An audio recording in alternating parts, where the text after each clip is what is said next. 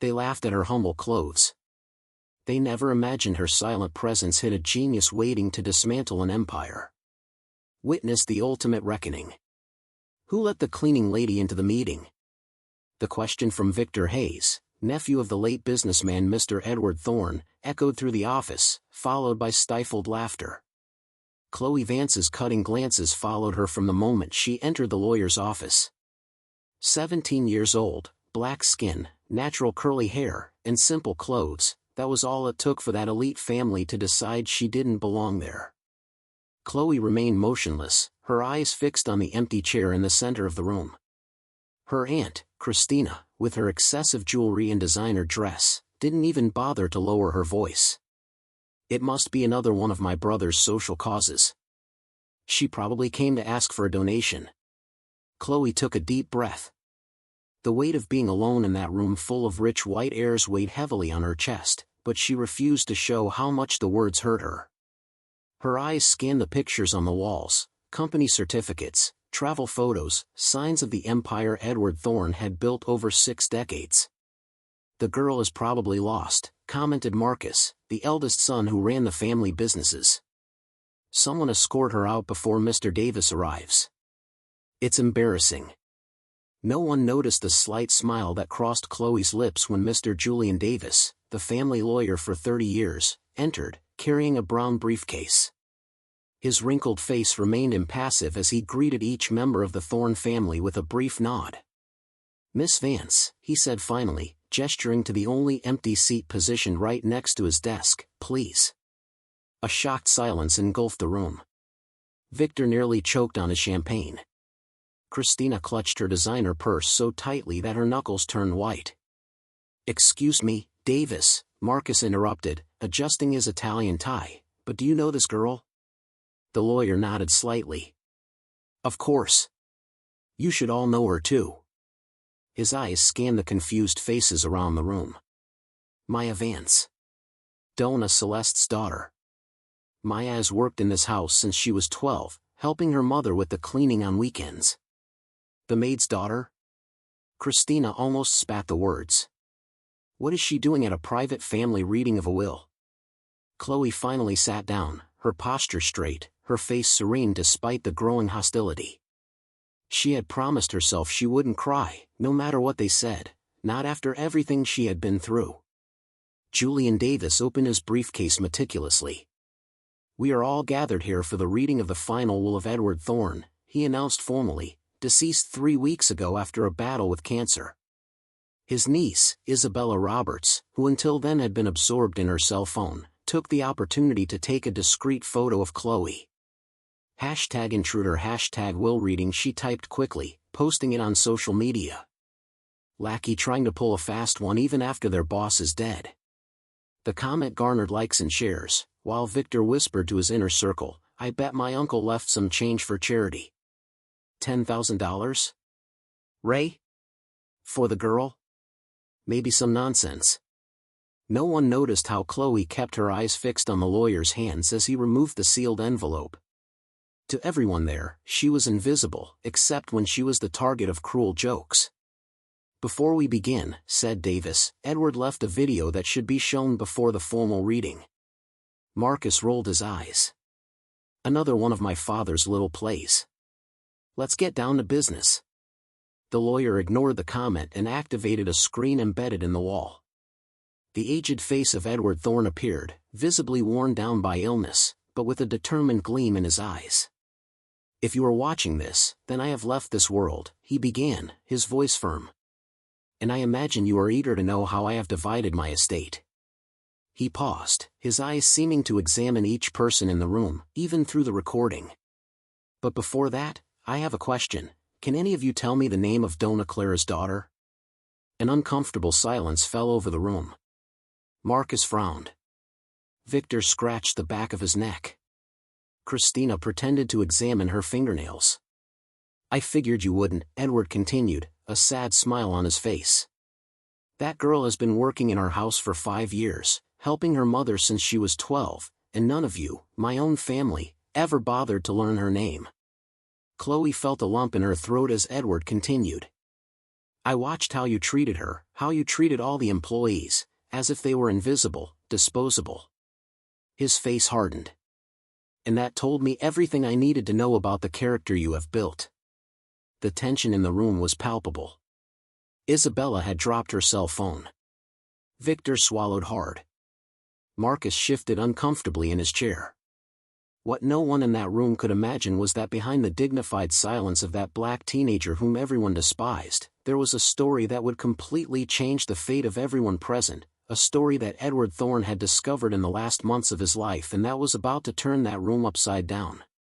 If this story of prejudice and justice has piqued your curiosity, be sure to subscribe to find out how a simple teenager humiliated by an entire family would end up becoming the key to the greatest lesson they would ever learn. Edward Thorne's video continued, his fragile voice echoing through the silent room. In recent months, I began to observe how you treated people around you, how you spoke to nurses, cleaners, drivers. What I saw saddened me deeply. Edward paused, breathing heavily. Then I noticed Chloe. While you ignored her, I saw an extraordinary young woman who studied at night after work, cared for her sick mother, and still found time to read the books in my library. Marcus stood up abruptly. This is ridiculous, Davis. This can't be legal. The lawyer remained impassive. Everything is in perfect legal order, Mr. Marcus. On the screen, Edward smiled. I know you're surprised. Marcus is probably already questioning the legality of all this. The eldest son paled when he heard his exact words predicted by his father. What you don't know is that I've spent the last 3 months talking to Chloe. She would sit next to me during her breaks and tell me about her dreams of studying law.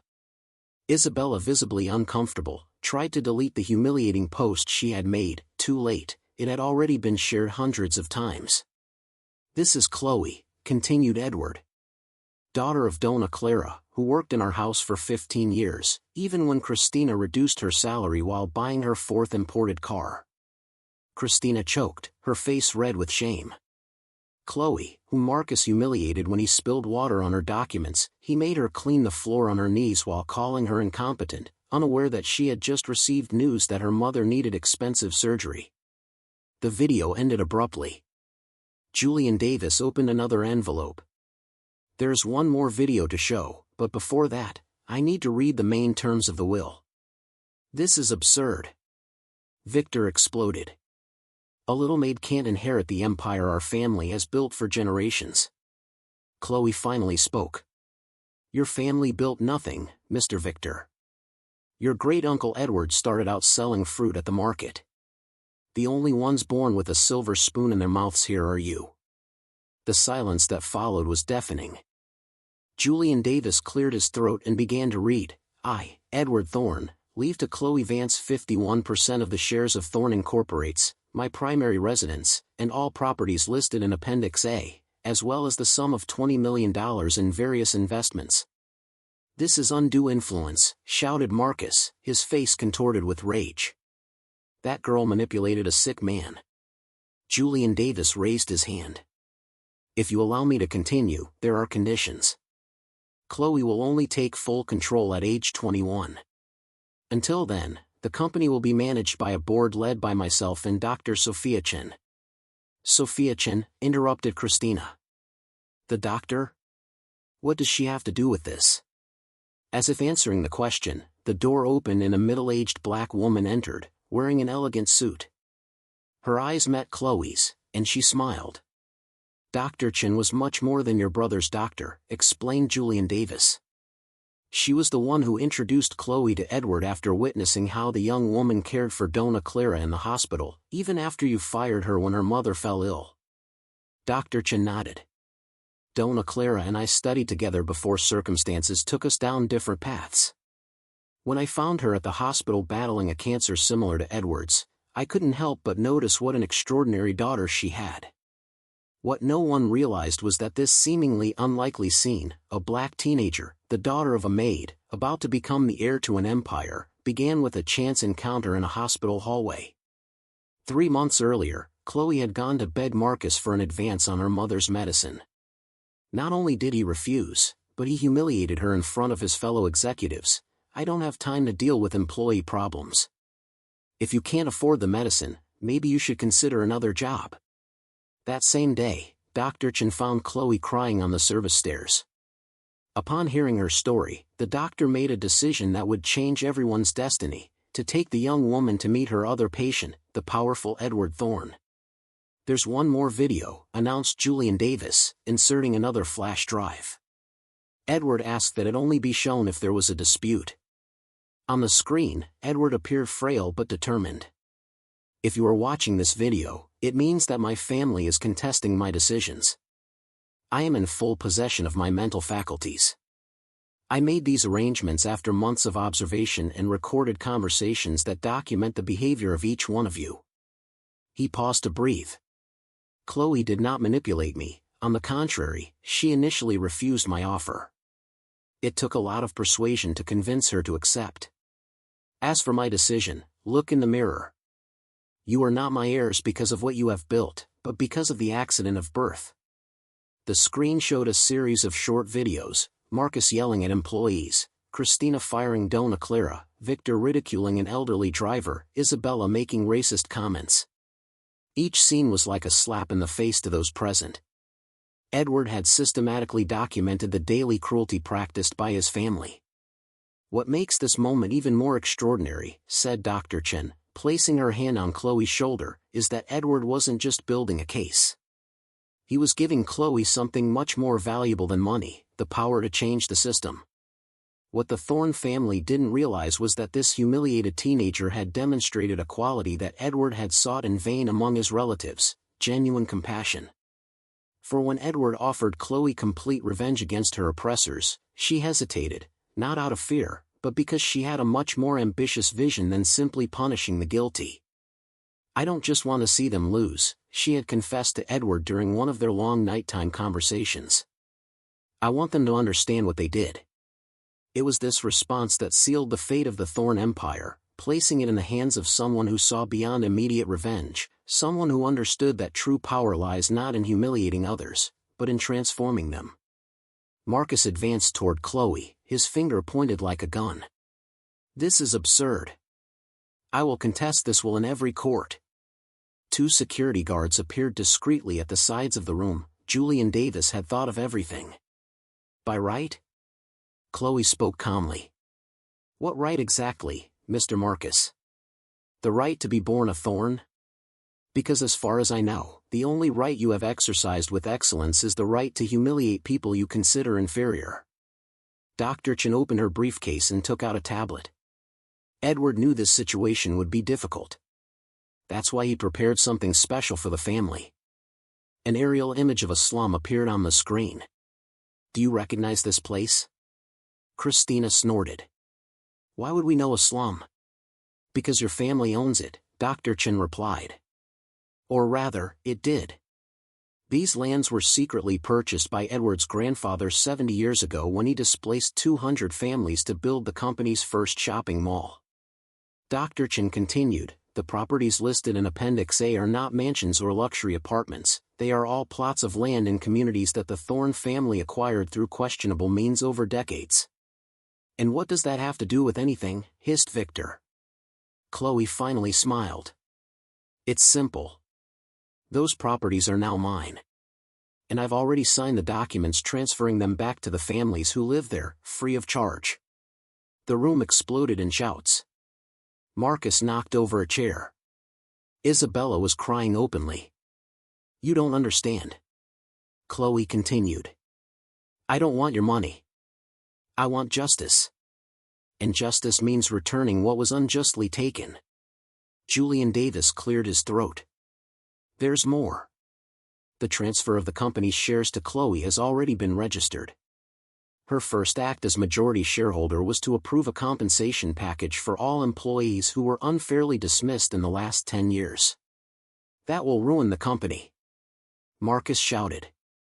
"Years of work destroyed by stupid revenge." "It's not revenge," Chloe replied. "It's reparation. There's a fundamental difference." Dr. Chen turned on the television in the living room. A live news report showed dozens of former employees being called back, receiving severance pay, some crying with emotion. "This is happening right now," Dr. Chen explained. "We planned everything to coincide with the reading of the will. You destroyed us," Christina whispered, her face contorted with rage. Chloe stood up and walked to the window. "The Thorn Empire is not being destroyed, Mrs. Christina. It is being transformed. Its market value will probably fall for a few months, but it will recover. The difference is that now the profits will be distributed fairly. You don't have the experience to run a conglomerate of this size," Marcus challenged. "In less than a year, you'll be begging us for help." "You're right. I don't have experience. That's why I won't be running anything." Julian Davis pressed a button and the doors opened. 5 people entered, 3 women and 2 men, all dressed in simple work clothes. "Meet the new board of directors of Thorn Incorporates," Chloe announced. "Former employees whom your father fired when they tried to form a union. People with decades of practical experience and innovative ideas that were ignored because they came from below." A gray-haired man stepped forward. "Hello, Mr. Marcus. Remember me? Mr. Carlos Martinez. I worked in the finance department for 25 years until I was fired for suggesting a profit-sharing plan for employees." "This is insane," Victor shouted. "You can't give the company to these people." Dr. Chen smiled. "It's already been done. The paperwork was signed before you even arrived today. You will still have your minority shares. You will be able to receive dividends, attend annual meetings, just like any other shareholder." Marcus staggered to a chair, his face as pale as paper. "My father would not have done this."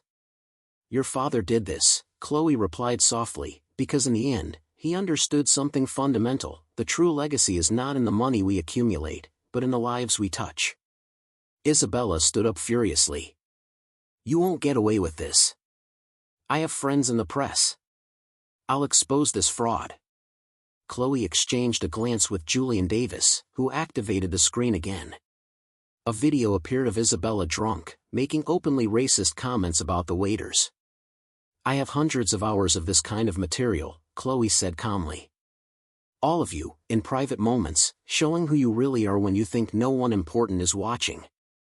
Victor, once arrogant, now looked like he had aged 10 years. "What do you want from us anyway?" "I want you to learn," Chloe replied. "I want you to understand for the first time in your lives what it's like to have no power. What it's like to be judged not by your character, but by the color of your skin or your social status." Mr. Martinez stepped forward. "We didn't come here to destroy the company, but to transform it. We were rehired not out of revenge, but because of our competence, something you never recognized." Dr. Chen handed folders to each family member. "These are your options. You can contest the will, of course. We have lawyers prepared for years of legal battle. Or you can accept a peaceful transition." "What kind of transition?" asked Marcus, his voice now devoid of arrogance. "You keep your homes and a monthly income," explained Julian Davis. "In exchange, you participate in a social awareness program, volunteer work in the communities your family exploited, diversity and inclusion courses. A full year seeing the world through different eyes." "And if we refuse?" Christina challenged, though her tone already betrayed defeat. Chloe stepped forward, her eyes meeting Christina's without anger, only determination. "If you refuse, that's fine. There is no punishment, only natural consequences. The videos will be released, the lawsuits will continue, your names will be publicly associated with the legacy of exploitation that Edward wanted to correct." The silence that followed was profound. One by one, the members of the Thorn family realized that they were not just facing a teenager, but a much greater transformation. Marcus, still resisting, muttered, "This won't work. You're just a girl. This empire will crumble in your hands." Chloe smiled with genuine compassion. "You still don't understand. It was never yours to begin with. And it's not mine now. It belongs to everyone who built it, brick by brick, day after day." She turned to the window, watching the world outside, a world that would never be the same after that day. What the Thorne family could not yet understand was that this teenager was not just executing a perfect plan for revenge, she was starting a silent revolution that would spread far beyond that room, reaching institutions that had perpetuated the same pattern of social injustice for generations. While the powerful trembled, something extraordinary began to blossom in marginalized communities: hope, not from empty promises, but from concrete actions that for the first time placed power in the hands of those who had always been invisible. 6 months have passed since that fateful reading of the will. The headquarters of Thorne Incorporates, once a temple to elitism, now houses a community center on the ground floor where young people from the outskirts receive free classes in entrepreneurship, technology, and civil rights. Chloe walked through the corridors, greeting employees by name, a practice that Edward had tried to institute, but which his family never adopted. The walls, once decorated with expensive paintings by European artists, now displayed works by local artists from marginalized communities. Last quarter's profits were up 12%, reported Mr. Alex King, now Chief Financial Officer. The employee profit-sharing program has been a success. Productivity is at an all-time high. Chloe smiled. And the housing project on the former estates? 300 families have already received definitive deeds, replied Dr. Sophia Chen, who coordinated the social responsibility program. The worker cooperatives will begin operating next month. What most surprised outside observers was how Chloe navigated that corporate world with the ease of someone who had always belonged there. Even though she was only 17 and in her last year of high school, she devoted 4 hours a day to the company, leaving operational decisions to the board but keeping the strategic vision firmly under her control. The rest of her time was divided between her studies, now at a private school where she had a full scholarship offered by the foundation she had created, and caring for her mother, Donna Clara, who was finally receiving proper medical treatment. In a cafe in the city center, Marcus watched from afar the new billboard for Thorne Incorporates. The slogan "Building a Fairer Future" was emblazoned next to a photo of Chloe and the new, diverse board of directors. His expensive suit had been replaced by simple clothes, his luxury car had been sold to pay off debts. He was the only one of all the Thornes who had refused Chloe's offer, too proud to accept the social awareness program. He preferred to fight in court and lost every case, while watching his reputation be destroyed by the videos Edward had carefully collected over the years. Marcus's cell phone vibrated. It was a notification: administrative assistant position, social reintegration program. He had hit rock bottom, considering working for the company he once considered his rightful place, on the same sidewalk. Isabella Roberts was carrying materials for an anti-racism education course. After the disaster of her post humiliating Chloe, which went viral in a negative way, destroying her career as an influencer, she was the first to accept the awareness program. "Marcus," she called hesitantly. He looked up, ashamed. "The program isn't as bad as it seems," she said. "In fact, it's been transformative. Chloe doesn't want to destroy us, she really wants us to learn." The tears Marcus had been trying to hold back finally flowed. At the company headquarters, Chloe was leading a meeting with international investors interested in the new socially responsible business model she had implemented. Journalists waited in the lobby for an interview about the success story that was already being studied in universities. "I don't understand," commented one of the French investors.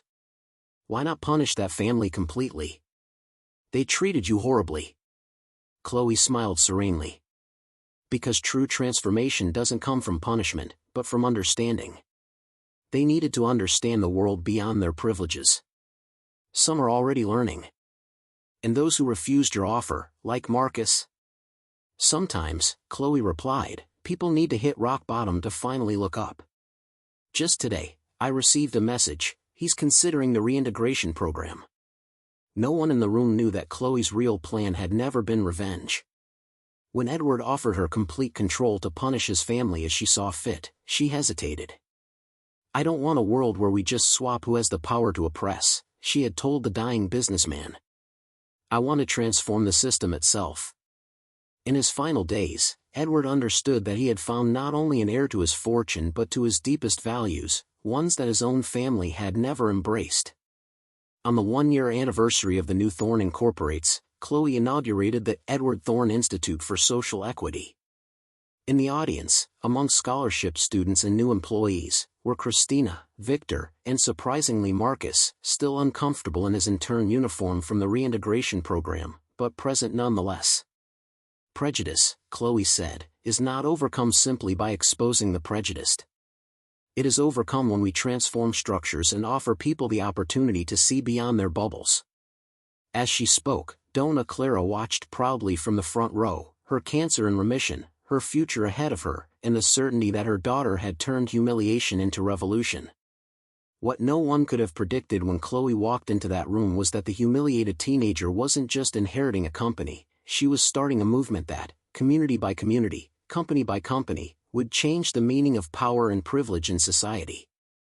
While the powerful trembled, something extraordinary began to blossom in marginalized communities, hope, not from empty promises, but from concrete actions that for the first time placed power in the hands of those who had always been invisible. If this story touched your heart and showed you how true transformation comes not from revenge but from the ability to reimagine entire systems, don't forget to subscribe to the channel for more stories that show that the greatest revolution often begins when someone underestimated decides to respond to humiliation not with hatred but with vision.